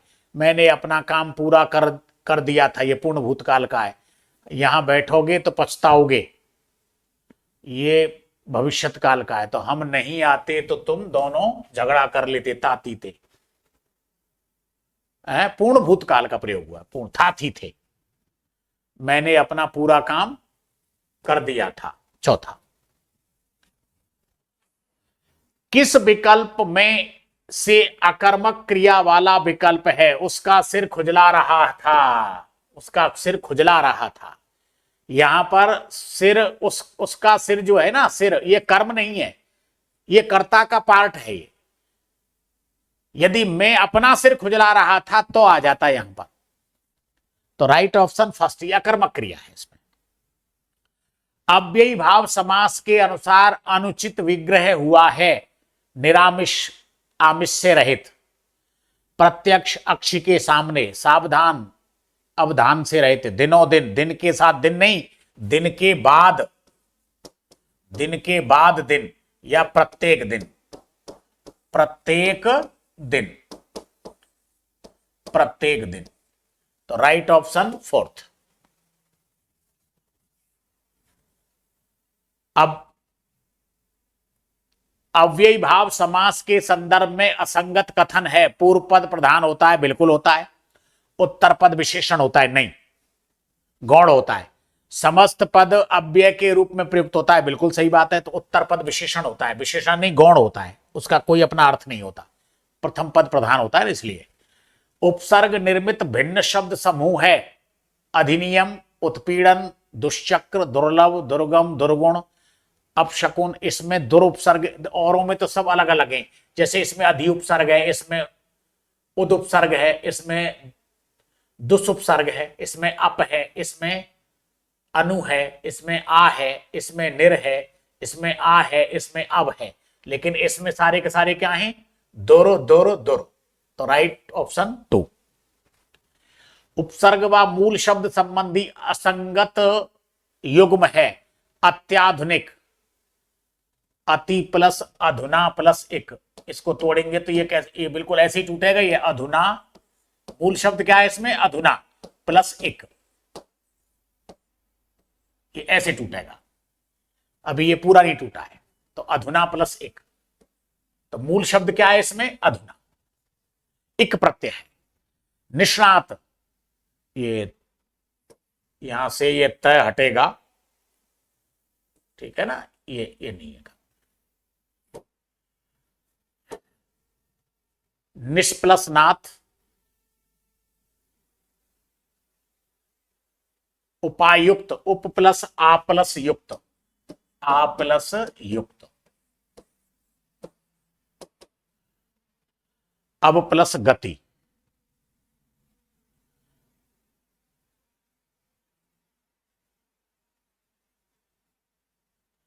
ये गलत है, क्योंकि निस प्लस नाथ नहीं बनेगा, नी प्लस स्नात बनेगा। नी प्लस स्नात। यदि पदांत ईउ एस में से किसी वर्ण के परे इस्थ स्न तथा में से कोई एक वर्ण हो तो इस्थ स्न तथा के स्थान पर इष्ठ इष्ण तथा हो जाएगा। तो नी प्लस स्नात बराबर नी, स्ना की जगह पे क्या होगा? इष्ण, तो निष्णात हो जाएगा। उपसर्ग का असंगत प्रयोग किस विकल्प में हुआ है? दुष्प्रयोग, दुष्शील, दुस्साध्य, दुष्कर। दुष्कर में हुआ है, क्योंकि यह शब्द क्या बनेगा? दुष्कर। यह अशुद्ध। क्रिया व भेद संबंधी असंगत युग्म है। क्रिया व भेद संबंधी असंगत युग्म है। आकाश में पक्षी उड़ रहे हैं, सकर्मक नहीं, अकर्मक है, और वो भी अपूर्ण अकर्मक है। बच्चे पतंग को उड़ा रहे हैं, सकर्मक। मनोज गाड़ी को चला रहा है, सकर्मक। बच्चों ने खिलौने को तोड़ दिया, सकर्मक। बिल्कुल सही है। पक्षी आकाश में उड़ रहे हैं, ये तो अपूर्ण कर्मक क्रिया का वाक्य। अकर्मक या अपूर्ण कर्मक क्रिया का। क्रिया भेद व उदाहरण संबंधी विकल्प सुमेलित कीजिए। A B C D. अकर्मक क्रिया, प्रेमचंद जी ने कई उपन्यास लिखे थे, मतलब उपन्यासों को लिखा था। ये तो सकर्मक है। इसका मतलब है कि ये तो बी का होगा, पहले बी का पहला। दादी मुझसे अपना काम, तो मुझसे अपना काम करवा रही है, मुझसे अपना काम करवा रही है। इसका मतलब है करवाना, स्वयं कोई क्रिया ना करके दूसरों से करवाना, प्रेरणार्थक क्रिया है। तो प्रेरणार्थक क्रिया सी में क्या हो गया? 2। सी में 2। अभिनव झुककर चलता है, झुककर चलता है, पहले झुकता है और फिर चलता है। तो तीसरा पूर्वकालिक क्रिया डी। डी में क्या है? 3। तो ए में क्या है फिर? अकर्मक क्रिया, वह अक्सर ध्यानपूर्वक चलता है, चौथा। तो 4 1 2 3, 4 1 2 3, राइट ऑप्शन 3rd। नेक्स्ट, किस विकल्प में प्रेरणार्थक क्रिया का प्रयोग नहीं हुआ है? किस विकल्प में प्रेरणार्थक क्रिया का प्रयोग नहीं हुआ है?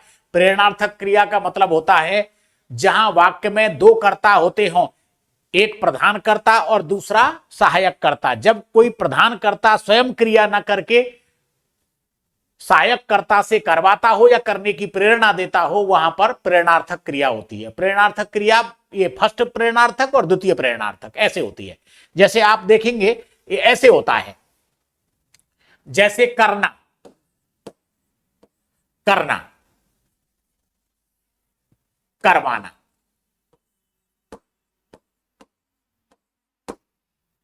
ठीक है ना, ये करवाना क्या है? प्रेरणार्थक क्रिया है। हंसना ये क्रिया है, ये जैसे क्रिया, ये हंसना क्रिया, हंसाना प्रथम क्रिया, और हंसवाना ये द्वितीय क्रिया है। हंसवाना ये द्वितीय क्रिया है, ये दूसरी प्रेरणार्थक क्रिया है। तो हमने व्यर्थ ही समय गवाया, उन्होंने मुझसे पाठ पढ़वाया, ये द्वितीय क्रिया है, द्वितीय प्रेरणार्थक क्रिया है। गुरुजी ने सुलेख लिखवाया, हमने कुछ पेड़ लगवाए, ये तो सारे के सारे प्रेरणार्थक क्रिया हैं। तो किस विकल्प में प्रयोग नहीं हुआ है? हमने व्यर्थ ही समय गवाया, इसमें नहीं है। काल व भेद संबंधी विकल्प सुमेलित कीजिए। A B C D. सामान्य भविष्यत काल, सामान्य भविष्यत काल गागी गे, गागी गे, वे कल तक लौट आएंगे, दूसरा। अपूर्ण वर्तमान काल, रहा है, रही है, रहे हैं, लकड़हारा लकड़ियां काट रहा है, चौथा। संदिग्ध भूतकाल, होगा, होगी, होंगे, वे ऑफिस से लौट आए होंगे, पहला। सामान्य भूतकाल, आइए या आइए, बच्चे सकुशल घर पहुंच गए, आइए, तीसरा। तो 2 4 1 3, 2 4 1 3 सेकंड पार्ट, सेकंड विकल्प सही है। किस विकल्प में काल का भिन्न प्रयोग हुआ है? किस विकल्प में काल का भिन्न प्रयोग हुआ है? आयुष मेरी कक्षा में पढ़ता है, वर्तमान काल। वह अक्सर झूठ बोलता है, वर्तमान काल। वे हमारे पड़ोस में रहते हैं, वर्तमान काल।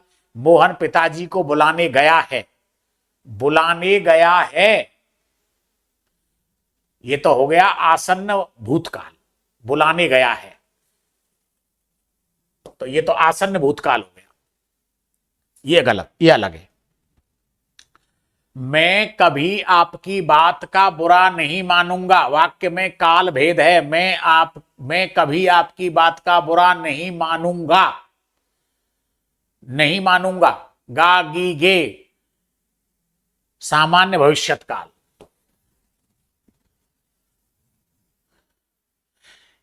एक से अधिक निपात पदों का प्रयोग किस विकल्प में हुआ है? एक से अधिक निपात पदों का प्रयोग किस में हुआ है? तुम उसे मत बुलाना, एक। मेरे साथ मोहन भी जाएगा, एक। मैं लगभग 10 बजे तक, लगभग, इसमें से कोई नहीं है, तो भैया थर्ड है, कोई क्यों नहीं है? लगभग ये ठीक है, अवधारणा बोधक है, और तक ये सीमा बोधक है। निम्नलिखित में से पुर्तगाली भाषा का शब्द समूह है? कुश्ती, जेब, मलाई, काजू, टेबल, अंग्रेज, कालीन, खंजर, मुगल, गोदाम, पादरी, फीता, चौथा सही है। वैसे काजू भी पुर्तगाली शब्द का है, क्योंकि आपको पता होगा काजू कहां के प्रसिद्ध हैं? गोवा के। काजू कहां के प्रसिद्ध हैं? गोवा के। और गोवा में किनका शासन था? पुर्तगालियों का। तो ये वहां से शब्द आया। मोहन ने मेज पर चाबी रखते हुए कारीगर को आवाज लगाई, वाक्य में कितने विदेशी शब्दों का प्रयोग हुआ है? मोहन ने मेज पर चाबी रखते हुए कारीगर को आवाज लगाई, तो 4 का हुआ है भैया, 1 2 3 और 4, चारों का हुआ है। कारीगर को आवाज लगाई, चलिए सर। दर्जी ने बावर्ची की पतलून में गुलाब छुपा दिया, वाक्य में प्रयुक्त विदेशी शब्द किन किन भाषाओं के हैं? दर्जी, बावर्ची, पतलून और गुलाब। तो दर्जी और गुलाब फारसी, तुर्की, हाँ यही है, फर्स्ट है ये, दर्जी और गुलाब, दर्जी और गुलाब, ये तो है फारसी के, ये मैंने 1 नंबर लिख दिया इन पे, ठीक है। और बावर्ची शब्द प्रयोग हुआ है तुर्की का, ये दूसरा है। और पुर्तगाली का है पतलून, ये तीसरा। तो राइट ऑप्शन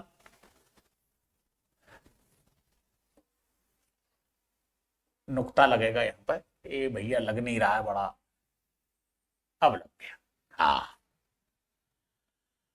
भिन्न पर्यायवाची शब्द समूह है झंझावात, बाताल, प्रकोप, तहलका, महावात, प्रभंजन, अंबाझोर, बेगानील, तीव्रवात।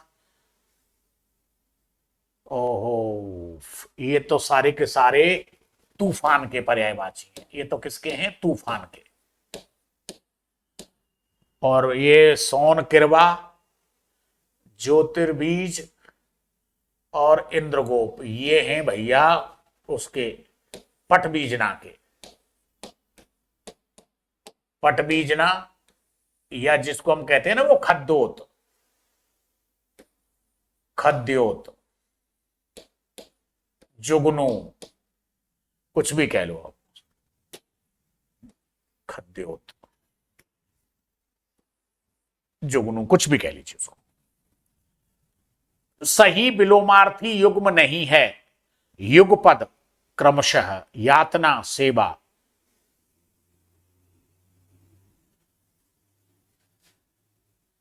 यशस्वी, तेजस्वी,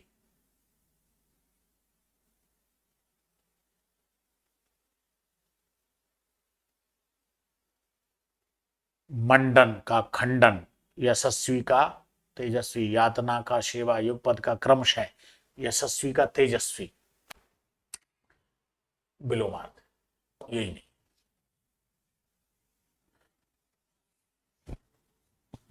यशस्वी का कलंकी हो जाएगा, तेजस्वी नहीं।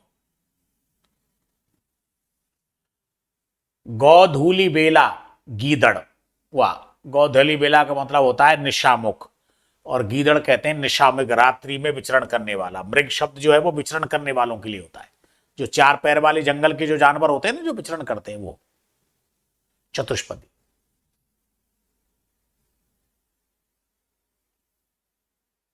ओहो, इंसिन्यूएशन, इंसिन्यूएशन का हिंदी अर्थ है, इंसिन्यूएशन, मैं लिख देता हूं बेटा इसको भी,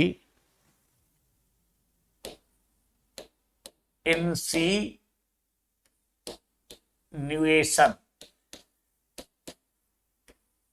इंसिन्यूएशन शब्द का हिंदी अर्थ है अधिमिलन नहीं, सम्मिलित नहीं, वक्रोक्ति, यही है, वक्रोक्ति, यही सही है, स्वीकृति ये भी नहीं, वक्रोक्ति है।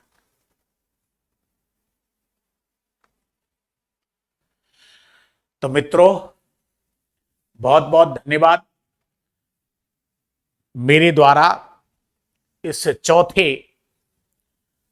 बड़े पेपर का आज आपको सॉल्यूशन दिया गया है। मुझे बताएं कि आपको यह सॉल्यूशन कैसा लगा। मैंने प्रयास किया है कि मैं आपके साथ न्याय कर सकूं। आप जानते हैं कि 100 प्रश्नों को करने में थोड़ा सा समय लगता है, लेकिन मैं प्रयास यही करता हूं कि आपको बहुत ही तसल्ली से सारे के सारे प्रश्नों को भली भांति समझाते हुए सॉल्व करवाऊं। फिर भी कुछ मानवीय भूलें हो जाती हैं, तो आप उन मानवीय भूलों को भी मुझे अवगत करवाते रहें, मेरा उत्साहवर्धन करवाते रहें। मैं प्रयास करूंगा कि आपको बहुत बेहतर से बेहतर सॉल्यूशन देता रहूं। उद्देश्य तो बहुत नेक है और कोई विशेष आकांक्षा भी नहीं है।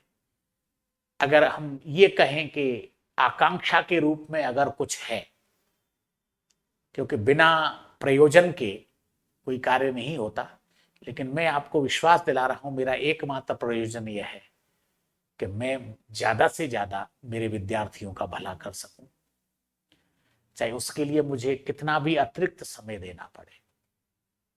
और इसी उद्देश्य को लेकर के मैं कार्य करता हूं। बहुत बहुत धन्यवाद। जय हिंद, जय भारत, वंदे मातरम।